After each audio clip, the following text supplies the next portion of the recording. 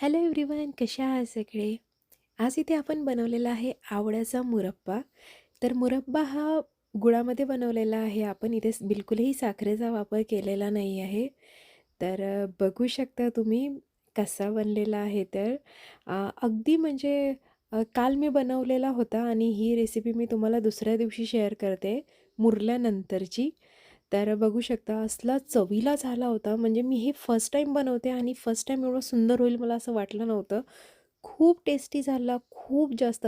जेवणाची म्हणजे आपण जेव्हा जेवण घेतो तेव्हा काहीतरी तोंडी लावायला आपल्याला काहीतरी लागतं. लोणचं, मुरब्बा म्हणा. तर अशा प्रकारे असलं काही तोंडी लावायला असलं ना, तर माणूस एखादी चपाती तर नक्कीच एक्स्ट्रा खातो. तर अशा प्रकारे जर तुम्हाला काही बनवायचं असेल, काही म्हणजे आवळ्याचा मुरब्बा जर बनवायचा असेल, तर मी खाली लिंक दिलेली आहे. नक्की बघा, नक्की शेअर करा. Thank so much.